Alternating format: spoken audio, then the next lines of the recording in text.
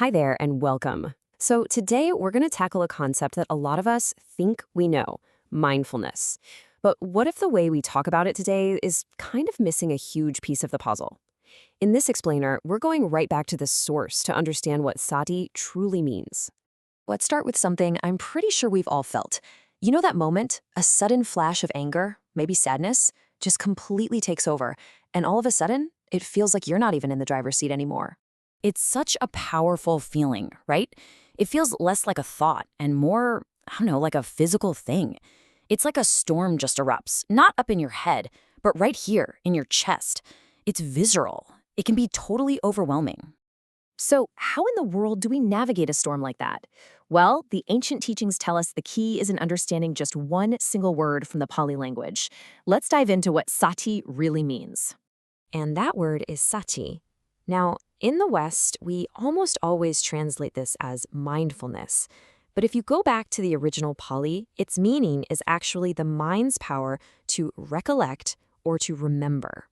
So think about that. It's not a passive state. It's an active, powerful ability of the mind. And this is a really, really important difference. See, our common idea of mindfulness is often about this passive, non-judgmental awareness, just kind of watching things float by. But the original teaching says sati is an active process. It's about deliberately choosing what your mind brings back, what it holds onto in any given moment. And where does this power operate? Well, this brings us right back to where we started. This power of recollection, this sati, is said to live in the very heart of our experience, in the chest, the exact same place where we feel that emotional storm. Okay, this is where it gets super interesting. This power of recollection isn't just one thing. I want you to picture it like a fork in the road for your mind, because there are two very different paths of recollection that you can take. So let's go back to that moment. The storm of anger hits you in the chest. Instantly, automatically, your mind's recollecting function just kicks in. It will start to remember something. It's what our minds are built to do. So the real question becomes, what does it choose to remember? Because that choice, whether you're conscious of it or not, is going to determine absolutely everything that happens next. And these are the two paths. On one side, we have what's called miccha sati, or wrong recollection.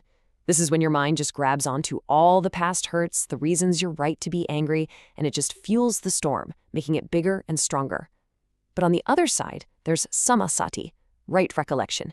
This is when you deliberately choose to remember something wholesome, something skillful. It's like lighting a small candle in the middle of all that darkness. The thing is, our minds often have a habit of going down that first path, the unwholesome one. It's kind of the default setting, right? We get hijacked by the emotion, and according to this teaching, this is what it actually means to lack sati. It's not that you're unaware, it's that you're actively engaging in the wrong kind of remembering. Okay, so if our default mode is to just keep fueling the storm, how do we consciously choose that other path? Well, this brings us to a really practical method. We need an anchor for the heart, which is the practice of right recollection. And the original teaching of the Lord Buddha gives us a very direct, very powerful tool to do this, a way to consciously and deliberately choose the path of samasati, even when that storm is at its peak. And the practice really breaks down into 3 simple steps. First, you just notice it. The emotional storm is here, in your chest. Second, and this is the game changer, you make a choice. Instead of just letting your mind feed the anger, you decide, I'm going to recollect something else. And third, you actively anchor your mind with a specific, wholesome thought or memory. So what could an anchor like that be? Well, one really powerful example from the teachings is this ancient Pali phrase, Buddho me nato, Dhammo me nato, Sangho me nato. This translates to, the Buddha, the teaching, and the community are my refuge. It's a mental touchstone, something solid and skillful to hold on to when everything else feels totally chaotic. So what happens when you actually start doing this? What's the result of applying right recollection when you're feeling that anger? Well, the outcome is incredibly profound. It's about learning to see the storm instead of just being the storm.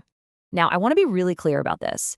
This practice is not a magic wand. It doesn't just instantly make the anger disappear.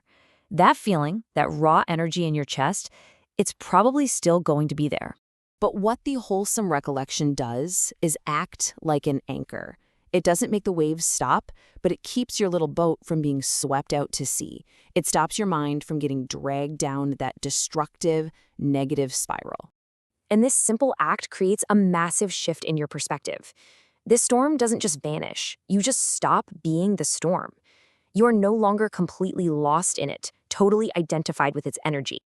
A little bit of space opens up. And in that space, you're not the anger anymore. You are the one who is simply aware of the anger. You become the observer, that calm center that can watch the storm rage without getting swept away by it. And that really leaves us with one last question to think about. If you could actually develop this skill, this ability to observe any emotion, no matter how intense it is, without being controlled by it, what would you choose to do next with all that freedom?